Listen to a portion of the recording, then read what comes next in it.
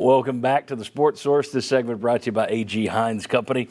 Top of the line tools and building materials for your next home improvement project. 100 years and 4 generations of history.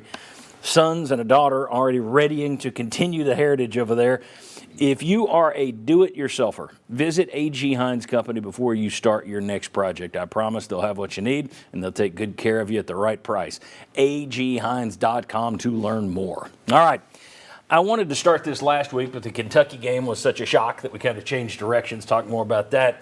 But I want to tackle this topic that we're about to do today, mid-February, and then mid-March, right before the NCAA tournament starts. Just kind of a gauge as to where things stand with the strengths and weaknesses of Tennessee as we see it at that point.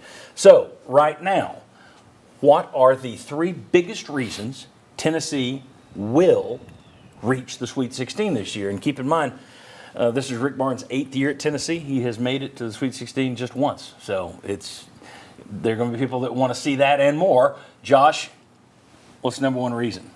Number 1 is defense, which is also the ranking of Tennessee's defense nationally. Yeah. And the obvious response to, well, hold on, was last year they had an elite defense that didn't make it to the Sweet 16, which I totally get. But to get to the Sweet 16, that means you need to win a 2-game tournament, right? And if you show up where you're going to be a high seed against a team in the first round that you should beat, so you need to win the next game, your defense, if it's the best in the nation, gives you a chance to win it to get to the Sweet 16.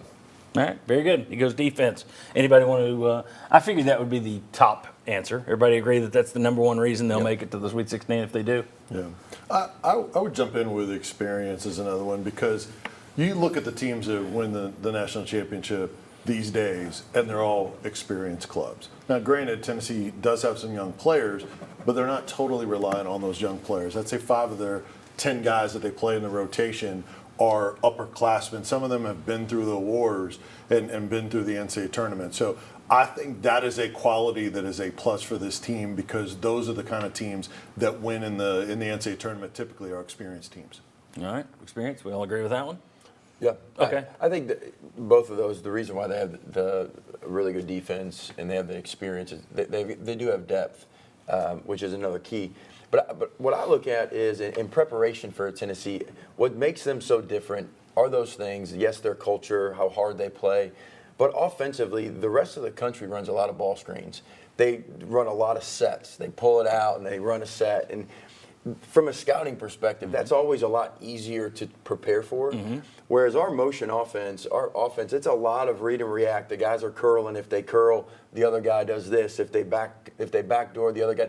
And so I think the way that because of the depth, the versatility of the guards, and the difference of the bigs and the style that they all play differently, I think our offense is hard for other teams to prepare for, because they just don't see much motion offense. They don't see teams not do many ball screens.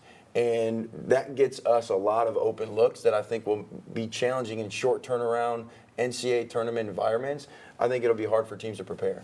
That's interesting.